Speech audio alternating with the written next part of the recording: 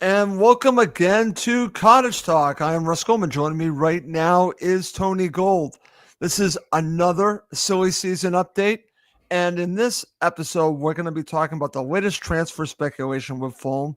And at the end, we're going to be discussing the new Fulham home kit, which was just revealed. I know Tony has some thoughts on it. I do as well. And this is going to be a fun show. I look forward to doing it. If you have a question for me and Tony, please do share it in the comments section. We are live on the Cottage Talk Facebook page, on YouTube, and of course on my X account. So please feel free to get involved. Ask us a question. We would love that. Also want to mention one more time, shouldn't say one more time, I'm going to be mentioning this a lot. This show in itself, the podcast version, is exclusive on the Cottage Talk Patreon page. So what I'm doing here is I'm gifting 2 months of free access. Please take me up on this. What's great about listening to the show as a podcast, it's not going to be on Apple Podcasts unless you actually get access through the Cottage Talk Patreon page. Then you would then be able to access it that way. This is 2 free months. I want to show you exactly what you're going to be getting on this page. Please do take it up. My offer, I really hope you do. I'm going to be sharing what it looks like. You can get it. It's at the top of the Cottage Talk X account, my X account, and I'm going to be sharing it in the comments section as well. You can get to this, and I definitely think you should really take me up on this. Tony, you and I have been talking about this. I hope more supporters take me up on this gift here. 100%, Russ. Yep. They're missing out if they don't. Yep. And as you can see, Cottage Talk is gifting 2 months of free access. Claim your spot. Actually, right now, I still have 79 left. I could open it up for more, but this offer does expire on September the 1st. Please do take me up on this offer because you're going to be getting a great deal. And I'm going to show you what you're getting by giving you 2 months of free access. Okay. All right, my friend. Tony, welcome back to the show. How you doing? Yeah, very good. Thanks. Good to see you. Looking forward to getting into this. So am I. Before we talk about something that I really want to get into, let's just start here. Fulham are, if they're not in Portugal yet, they're on their way to Portugal. They have not signed a new player yet. Reports are they're about to, but it's a backup goalkeeper. Just give me your thoughts as they're heading to Portugal, and then we'll get into the show. My thoughts on it, Russ, are, there's been a lot of talk about, how it's been arranged. Supporters had booked flights and, had been looking forward to going out there to watch them. That's been an absolute, car crash if we're being totally honest. Then we see, pictures of a new goalkeeper that apparently we've signed, but the club haven't released it yet, on a coach with the players heading to Portugal.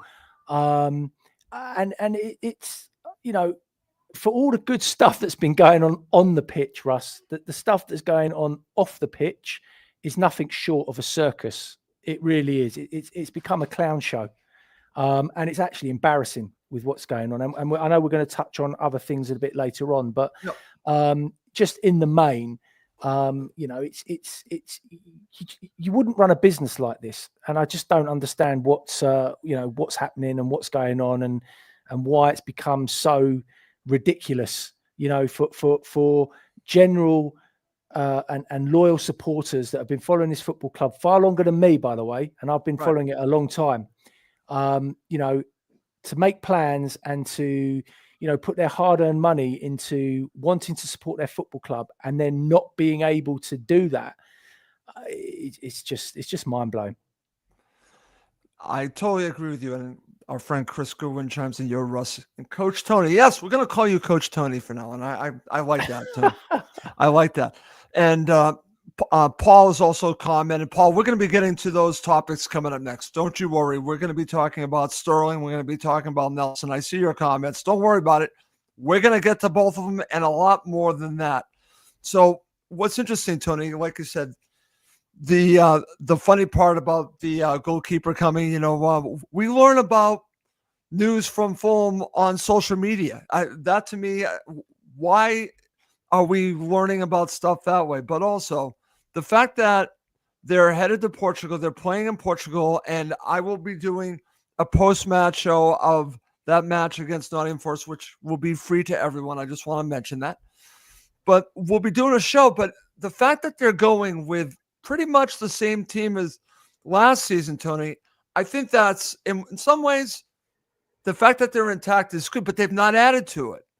And that's going to lead us to talk about some other topics that might be a little bit sensitive, but I think that we need to get to it. But ultimately, Tony, what's disappointing for me is that this is a wonderful opportunity for Fulham Football Club to not just keep their team intact, but add to it and make a push for Europe. And right now, I don't see any urgency. I think your heading at the beginning of the show, silly season, is very apt for where we are and where the club are at the moment. Morning, evening, Steve. Yeah, look, it's at the moment. We're getting to that point now where I think things are going to get silly. Fulham obviously have to get themselves into gear and pretty sharpish, if we're being honest. We can't, stagnate this season. I think we've spoken about that and the importance of bringing in, not just bringing in players, but bringing in the right players, Russ. I think that's the key. And obviously, in recent weeks and months, we've been linked with probably every Tom, Dick, and Harry that's going. Yeah, is the honest truth. But we know what we need. I'm sure Marco Silva definitely knows what he needs. Whether he's going to get what he needs is a whole different story and different question. But yeah, look, with 3 weeks away from the season starting, and you and I both know it takes time for players to come in, settle down, find their feet, and we've got to hit the ground running, Russ. There's no time. There's no time to sit back and wait. We've got some tough fixtures coming thick and fast, and we need to be at it right from the off. And at the moment, I'm not filled with the greatest of, sense of purpose because we seem to be dragging our heels.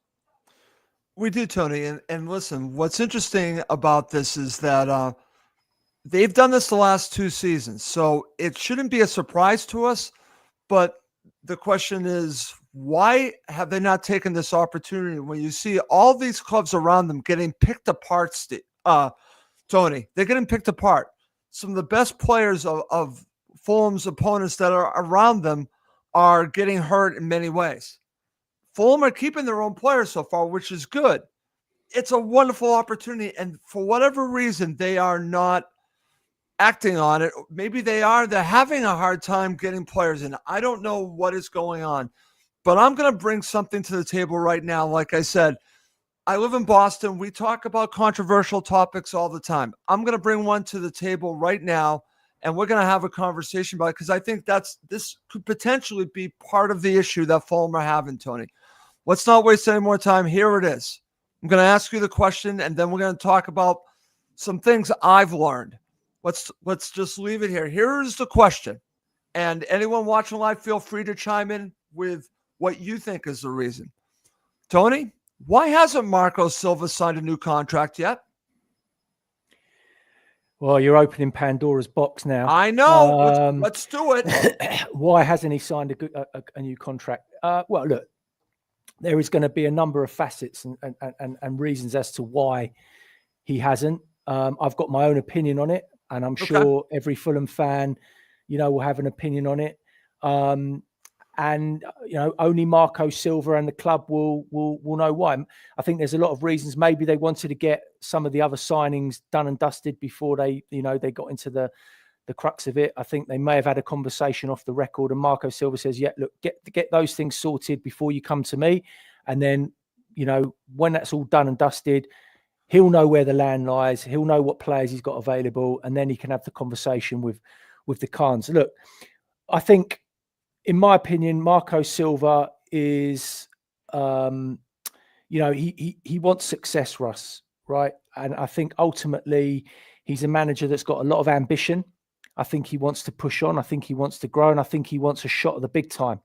So naturally, given what he did with Fulham last season, he wants to keep his options open. Yeah. And that means that coming to this sort of time of the season, there's still a lot of things up in the air. And look, if the right club comes in terms of what fits for Marco Silva, and it gives him an opportunity to establish himself in the Champions League, in the Champions League model, then he's going to want to have that opportunity, and we all know Fulham can't offer European football. That's right. Can he realistically take us any further? I have a big question mark around that.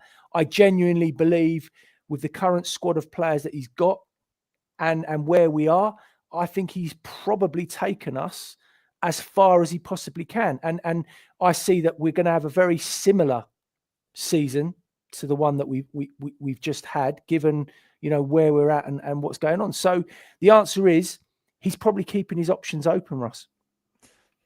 I totally agree with that, Tony. And I think part of it has to do with he wants to see the players that are brought to him, waiting for that to happen. I think that's a factor in this. And I think he is leaving his options open, which no one wants to hear.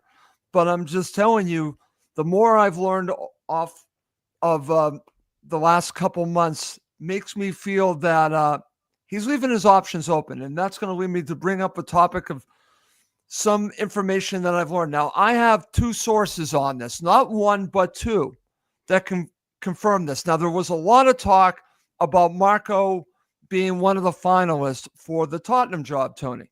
I can confirm that two sources have told me that he actually met with Daniel Levy. So this isn't the agent going to meet with Tottenham. This goes beyond that. Two different sources have told me this. So he did meet with Daniel Levy. So to me, it got to the point where there was potentially, this is just my opinion, interest from not just Tottenham, but maybe from Marco, that he wanted to see what they were offering. So this is something that actually, like I said, it does happen a lot, but it's something that I think that we need to bring to the table. I've not heard this enough.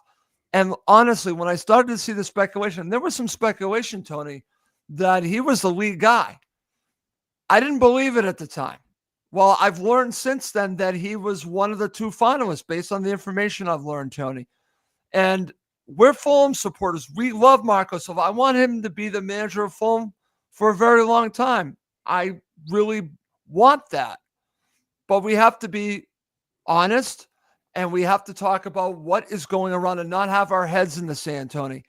And that's why I wanted to bring this information to the table. Let everyone hear it from me. These are sources that I believe in. I believe this to be true. Again, what are your thoughts about what I just shared here? Yeah, do you know what? I don't think it's a secret, Russ, is the honest truth. I've also heard somebody who I know relatively well within the Tottenham circles that would also say, exactly the same thing. And I kind of expect it, to be honest with you. Tottenham were in dire straits last season, bar the fact that they won the, Europa League. They had an absolutely atrocious and abysmal season for their standards, and for a club that's supposedly meant to be one of the best in Europe. So naturally, they are going to be looking for a manager that can, come in, settle them down, and get them playing the football that their supporters expect. So, with the way that the job that Marco Silva's done at Fulham, with the resources at his disposal, anybody would look at it and think, what, he's done a good job, and he has done a good job, Russ. So naturally, of course, he's going to be getting interest. Yep. And of Tottenham, with the football that he plays, which is very attacking, very expansive, and that's what the fans want to watch.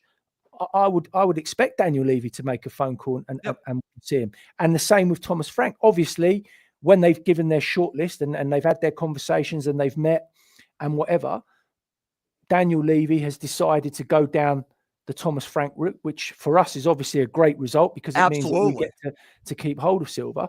But don't be surprised if this is a continuous situation throughout the season, or it gets to a point where eventually a big club sacks their manager and Marco Silva is the man that they want to bring in and take over, because it can happen. In football, Russ, contracts don't mean jack diddly squat. We know that. I know so that, of course.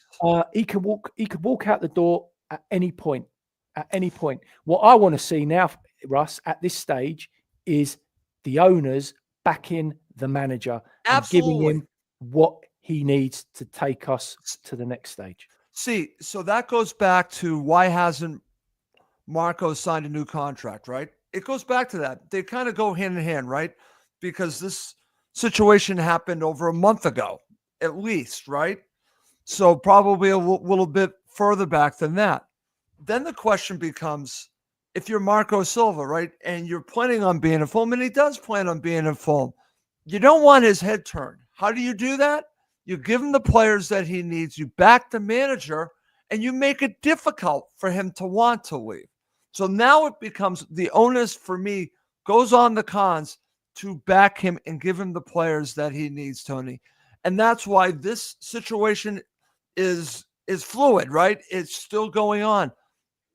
But Fulham Football Club have a wonderful opportunity to change the narrative with Marco Silva by backing him and getting him a team that can get into Europe, and then maybe everything changes, Tony.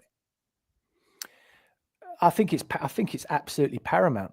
It is the honest truth, because I don't, when I saw the ticket prices, season ticket prices come out, and I saw our team at the top of the list with the most expensive season tickets in the Premier League. I nearly fell off my chair laughing. I mean, it's it's an absolute joke. And the problem is Russ, is when you've got owners that don't take the football club seriously. And look, I'm sure their heart's in the right place and they want to do all the right things, and they're trying to, building a lovely stand, which is great. And we're all grateful and thankful, and it's amazing. But realistically and honestly, if anyone looks at it and takes the emotion out of it, they're not taking this football club seriously. And ultimately, we should be in a position where we are attracting some of the best players, if not the best players in the world, given where, the club is based and what they could potentially offer and could potentially do. And we did it when Fayad came in. That's right. And bought the club and suddenly brought all these superstars. And so it can happen, and it did happen. So we've got to get back to that space where the owners start to take it a little bit more seriously. And actually, the only way to do that is through investment. And that investment has to be on the field. It has to be on the pitch, where the players go out and take and do what they need to do to make it happen. Totally agree, Tony. And like I said, this whole situation that we're talking about, why hasn't Marco signed a contract?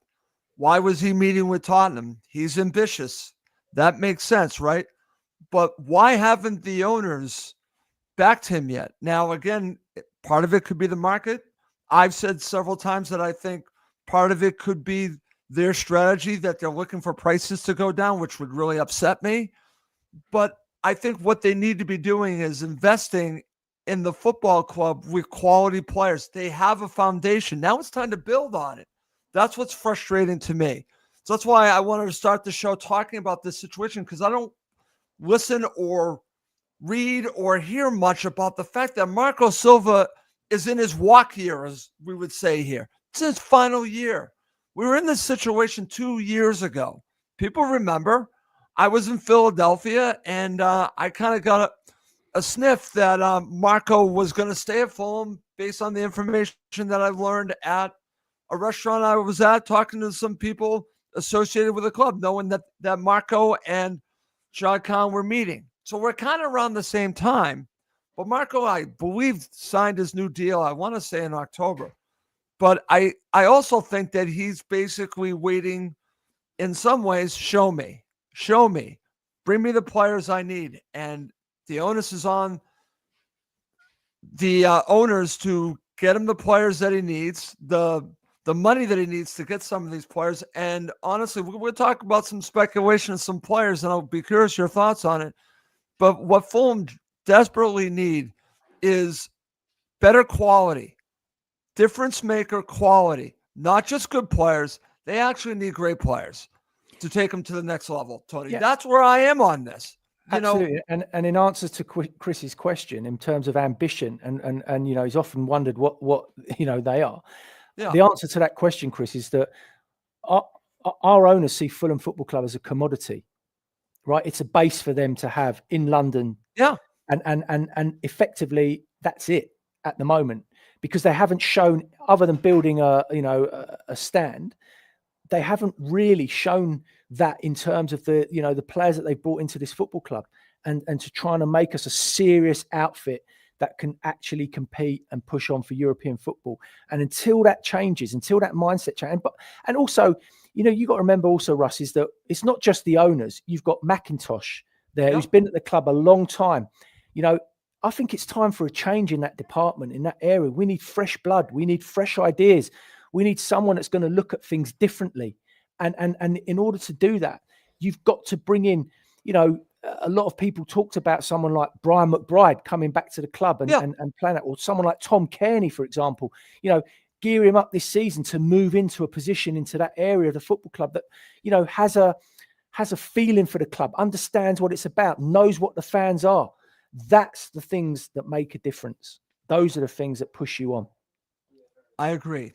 And right now, like I said, I believe that the Cons care about the club. They certainly have invested a lot of money in the club. But I think they have this opportunity right here to do something special.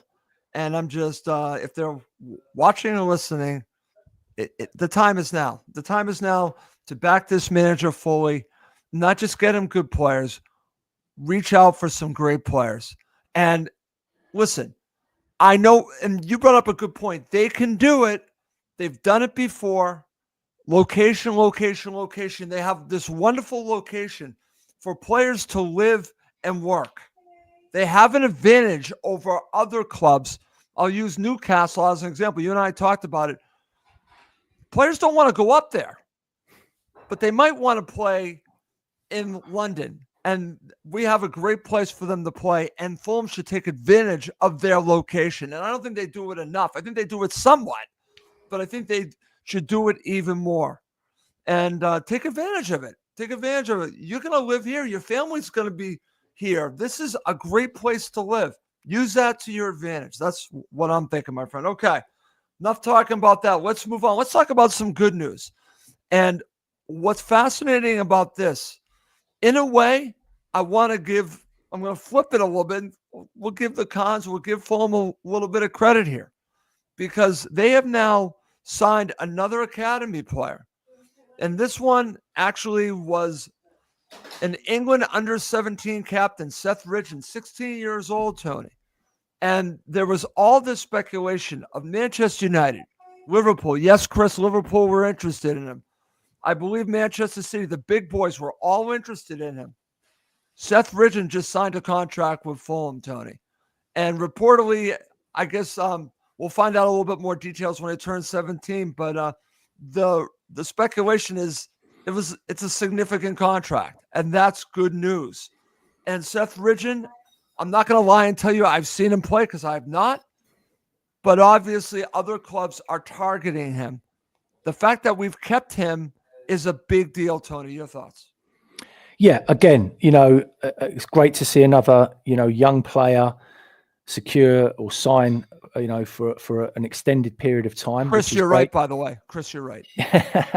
He's 16 years old, Russ. So obviously very early in his development, and he's been playing above his level, I think, in the last season and a half, which is great. But he's under 21s. Yeah, absolutely. So it's really important that he gets another season at that level under his belt.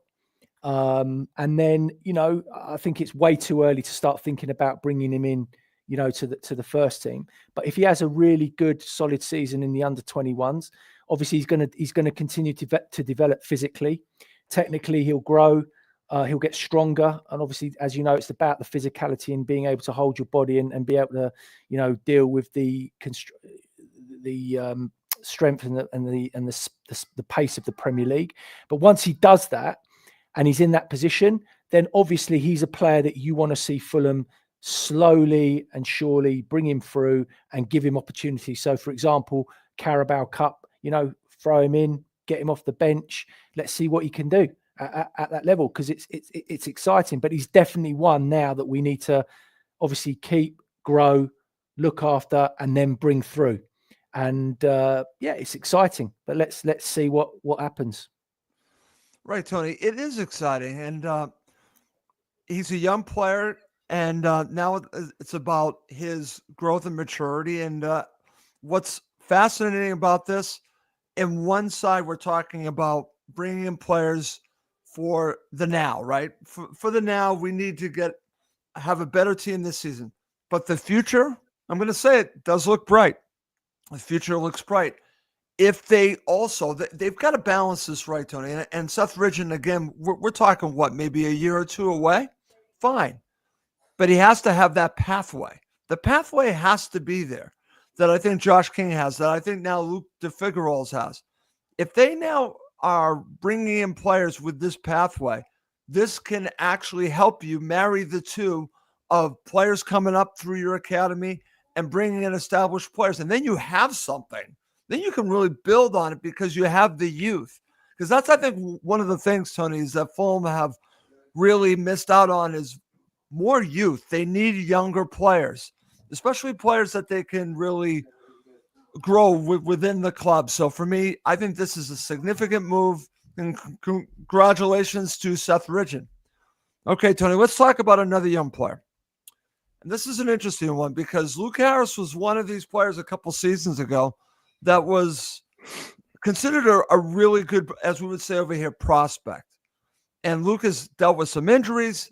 Last season, he was with Birmingham City. Now he's going off to Oxford United. I want to wish Luke all the best, Tony. But is this a situation of him going out on loan? Is this good for him? Or is this... I'm curious your thoughts about the situation with Luke Harris. Listen, it's great for him. It's a good move for him because it means he's going to be playing, regular football, hopefully. But I think genuinely, Luke Harris is not going to be a Premier League footballer, Russ. And personally, if I was Fulham, I'd be, rather than getting him out on loan, just get him done with an undisclosed fee and let him move on and go and start his career, somewhere else. That's my take on it. Yeah, that's kind of where I was going on this, Tony. And again, I would like to see Luke Harris really have a very successful career. But based on what I've watched so far and what others have seen, Luke Harris's level might be championship, which is not a bad thing. It's actually a good thing. But I think if you're sending him out on loan again, I feel that it is prolonging the inevitable, Tony. And that, to me, like you said, I think at some point maybe you give this kid a chance to go somewhere else permanently and really move on with his career.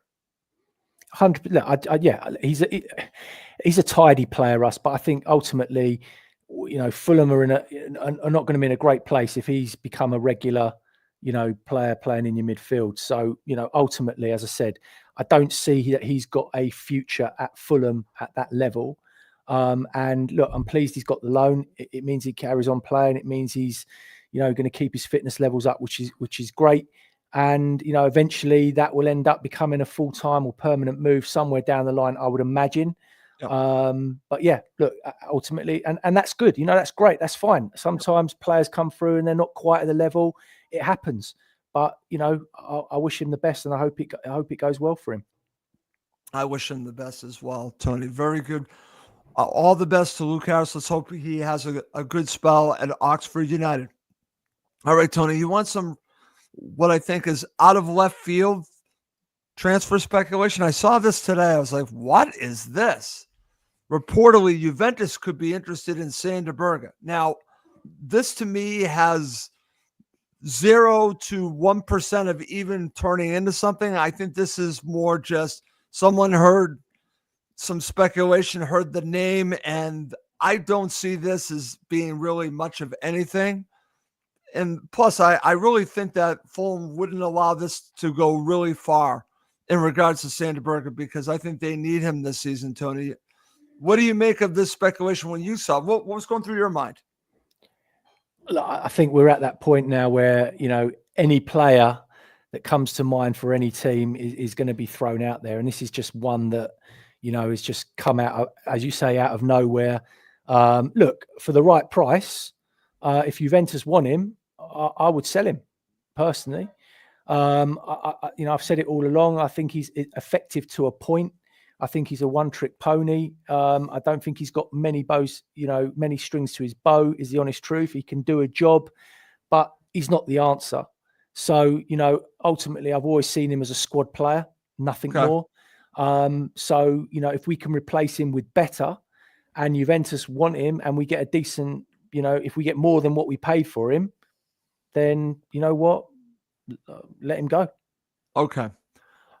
Personally, I want him to stay. I still think that he offers a good amount of time. I understand what you're saying, one trick pony. I think he offers a little bit more than that. And I think maybe Fulham should really consider using him in a little bit different role, but that means bringing in another defensive midfielder, maybe one that used to play for them. That means that they'd have to spend some money, which I don't think they're going to do. I'm talking about João Palhinha, but that, again, I could do 3 shows on João Palhinha. You bring back João Palhinha, then Sander Berge can either play a different role. But that to me, and again, he's just part of this twosome that it took to replace Palhinha. And I think in some ways it has hurtful him, in other ways it's benefited them. But 2 instead of 1, in the end, I think it hurts you in some ways. And that's why, but I do want Sander Berge to stay with Fulham. I don't see too much in this, but we shall see. You never know. All right, Tony, there's been more and more media speculation in regards to Reiss Nelson. I believe he went out with Arsenal. Apparently, he played fairly well in the match that he played in their friendly. Reiss Nelson, if I would be all for bringing him back, Tony, if it was, say, loan with an option to buy. I don't know if I would go with an obligation to buy. I would love to have him back. I really would. How do you feel about this? Yeah, look, I mean, we didn't see enough of him is the truth. I think he made 13 appearances across all competitions in the end before he got that bad hamstring injury. Yeah, look, I wouldn't be adverse to it, definitely. Get him in. But again, is a loan deal really what we want? I think we need to be signing players, Russ. I think we need to be signing players that are going to be here in terms of a long-term project. And for me, I think Reiss Nelson showed that he's got ability. And I think if he's one of those that plays regularly, I think he does bring a lot. But again, it'd have to be the right price. And obviously, are we going to be able to keep him fit enough and get him through a whole season? That's the big question mark for me. Okay. There's no point getting him on loan again, and then he plays half a dozen games, and then he's injured, and then we don't see him again. And there's always that danger, obviously, in any player. But yeah, look, I wouldn't be adverse to it. Definitely, I think ultimately, if a deal's there to be done, we only saw snippets of him. I'd like to see him over a longer period. So if it can get done, then why not? Tony, the snippets that I saw, honestly, I think are very encouraging. What's really disappointing is that I thought that potentially he was just about to break through when he got injured, because he offered something that none of our wingers could really offer. That directness, that pace. I'm not sure about the finishing with him, but I think there's something there. I think that there is absolutely something there. And I don't think it hurts that he's played a lot with Iwobi and then, of course, Smith Rowe. I think that's a bonus, that chemistry. So I would want to bring him back. The question is, like you said, if he was fit the entire season, I think this is a huge win for Fulham. So would you want him on loan? I'm sorry, or would you want to buy? Look, I think you've got to also ask yourself the question is why hasn't he broken into Arsenal's first team? Yeah. And I think you touched on it, because he's not the finished article. His finishing needs work. There's times when he, drags the ball inside, goes on the outside, and doesn't quite get to that point where he beats the player. And so there are reasons why he hasn't made it at Arsenal. So yeah, look, it's a step down for him in terms of club, but actually if he signs for us, I would like him to sign. I'd like to sign him because I think he's a player that Marco Silva could work with, Absolutely. improve. I think he does bring something different. As you say, he has got that pace, which, as we all know, is really important, especially in that area of the pitch. So for me, it would, I think buying him would make much more sense than bringing him in on loan, seeing him play, half the season and then leaving and going off and ending up somewhere else probably anyway. Because the reality is he's not going back to Arsenal to make the first team. It's not going to happen. Right. No, I totally agree with that. But getting back to what I saw from him, Tony, I thought he actually scared defenders running at when he was able to run at them. I could see that. I could see, and that to me is something that you could say that we have with Adama Traore. We have that too, but this guy's a little bit different. And I have more faith, believe it or not, when he was playing than, say, Traore. And Traore obviously doesn't have the finishing. We don't know if Nelson does, but I hear what you're saying. It'll be interesting to see what Fulham do here if they can actually get the player. I would like to get Reece Nelson back. That's my feelings on that. Okay. You want to talk backup goalkeepers? Let's talk backup goalkeepers. Let's talk about one that you've already mentioned at the beginning of the show. It's on social media, so this is not going to be a surprise. I'm waiting for the club to make this official, Tony, but it looks like Fulham have signed goalkeeper, and I'm probably going to say it wrong, but I'm going to try, Benjamin Lecomte from Montpellier. So he's a 34-year-old goalkeeper. So what do you make of this? And then we'll talk about Steven Benda reportedly heading to Millwall on loan. Yeah, I think it's just a tick box exercise in relation to the fact that Bender's probably turned around and said, you know what, his career stagnated. He wants to be playing. He wants to out. Any goalkeeper worth their salt's not going to come and sit on a bench for a football club. So they've gone for, a keeper that's basically coming to the end of his career, has been around a little bit. He spent a bit of time at Monaco, had a loan spell at Espanyol. I think he was at Atletico Madrid, never played a game. And he's a keeper that can go along, sit on the bench week in, week out, happy to pick up his wages. And, if push comes to shove, something happens to Leno, he'll be able to step in and do a job.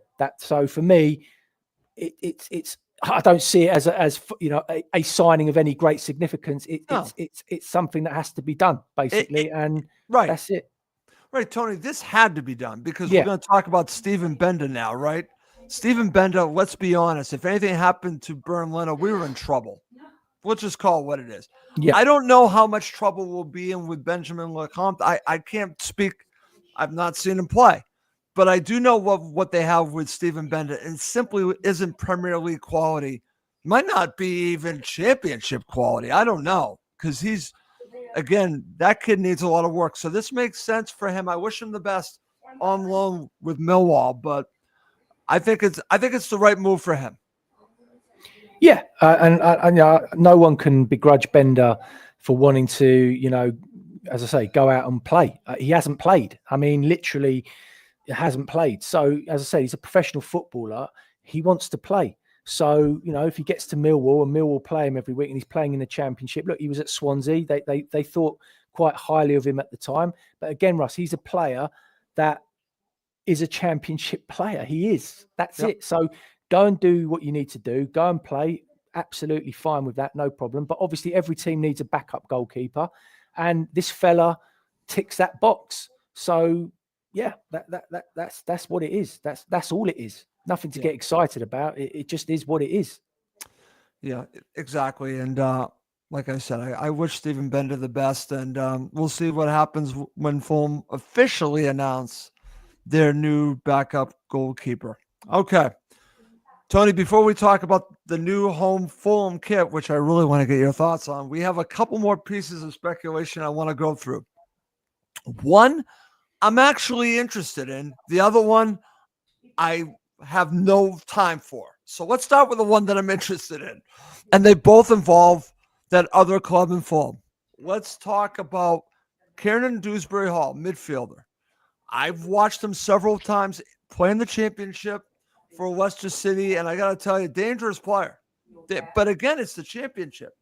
Then he comes up to play for the other club in Fulham and plays a little bit, but really doesn't really do much. Reportedly, Fulham are interested in Kieran Dewsbury Hall. Would you be open to this? Yes, in a nutshell, absolutely. Again, prior to his move to Chelsea, he was very exciting. You know, he was very direct, good energy, great work ethic. You looked at him, thought, yeah, he's got something about him. There's something about him. I would definitely take a punt on him simply because he's still young. Didn't obviously had a whole season where he hasn't played a lot of football. So again, he's one that would come in. Would he be a starter for us, Russ? You know, I don't know. Probably not. Given what we've got, I don't think he's an upgrade on anything necessarily. So, but I think he'd be a good option and a good squad player. And yeah, I'd be all over it. Actually, I think it's a good one. Okay, Julian, you read my mind. Let's talk about our final piece of speculation. It's Raheem Sterling. Now, Tony, I called you and I wanted to talk specifically about Raheem Sterling. I am 100% against this. I've watched Raheem Sterling's entire career. Yes, earlier in his career, very dangerous player, extremely dangerous player at times. He's now 30 years old, as you pointed out to me. His legs are gone. I want nothing to do with this player. Plus, you know, I have this thing about diving, and Raheem Sterling is a world-class diver. Let's just call it what it is. He's really good at it, but that's not a compliment, in my opinion. I'm not a fan. I've never been a fan of Raheem Sterling, the player, but I will give him his due. At times, he was a very good player back when he had his legs. Your thoughts? Well, let's say he fits Fulham's demographic brilliantly, doesn't he? Because he's the new William. If Fulham sign him, that's what he becomes, Russ. Ultimately, look, Raheem Sterling was finished 4 years ago. That's the bottom line. He doesn't have the legs to play the Premier League anymore. For him to be effective, I have to share this for Chris. Read that. Yeah, he's right. You know, once his legs went, he became ineffective. And you know, anyone that saw him play, the amount of games that he played for Arsenal last season, or when he had his performances at Arsenal, you could see his legs have gone.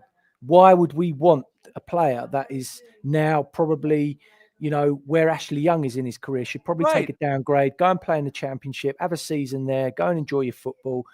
Not for me, Russ. No, thank you. No, not for me either, Tony. That's why I was surprised when I saw this. And I'm thinking I could understand what Marco might be thinking, because I'm sure Marco has a say in all this. You know, he's probably thinking, like you said, my first thought was they're looking for a William replacement. That was my first thought. Like, you know what? Can we not go down that road? Can we stay away from that road? I don't want to go down that road anymore. I want to get younger players that can actually make a difference instead of players that are just going to be good teammates. You know, and again, listen, William was a great teammate, but he had nothing left to really offer in the end. I do want a good teammate, don't get me wrong, but I don't think Raheem Sterling offers you enough for what the other things he's going to bring. And those things I've just mentioned, I want nothing to do with this player. And I've thought about that for a very long time. I just don't like him as a player. So that's just my thoughts on that, Tony. All right, let's finish up with us talking about the new Fulham home kit. Now I'm wearing an older version. I think it was a couple seasons ago. They just released the new Fulham home kit, and I'm gonna share on my desktop so everyone can see what it looks like. What it looks like is right on the Fulham website. I'm sharing it now. Okay, Tony. So you could see Ryan Sessegnon wearing it, and I think that's Sasa Lukic and the ladies team are wearing it, and then you got Calvin Bassey and also Jedi. So when you first saw it, what were your initial reaction to the new home Fulham kit? The top's lovely. I think it's plain, simple. You know, it's got a nice style to it. I don't particularly like the sponsor, but whatever, it is what it Right. is. Yeah. But the one no for me, Russ, is Fulham are white top, black shorts. That's it. Okay. And Chris has just hit the nail on the head. We are not Fulham Madrid, and I don't understand what goes through the scientists at the marketing team. You know, they got it wrong with the training kit, and now they've got it wrong with the home kit. Why the Yep. white shorts? Why? What? We are black shorts. End of. Yeah. There's no ifs, buts, or maybes. There's nothing controversial. Black and We white, are Tony. Black and black white. shorts. Yeah. And I just, I get bad vibes when I see things like this because I don't know. It's like we're trying to be different, and we're not. We're Fulham, black and white. That's it. So yeah, they've got it Benjamin so Lawrence wrong. actually agrees with you. He agrees And with he's absolutely right. They've got it so wrong off the pitch this season with the decisions that they've made around training kit and obviously now the kit. I just don't know what's going on behind the scenes. I really don't get it. Right, but I think we're in agreement that the top is top notch though. Yeah, look, it's great. It's lovely. It's gonna, it's fine. It is what it is, and that's how it should be. Plain, simple, nice, stylish, great. No problem with the top at all. Okay, I'm just gonna to finish up the show, and this has been great. I'm just gonna share some comments. If you are watching live and have some comments, please feel free to share them. This is from Benjamin Lawrence.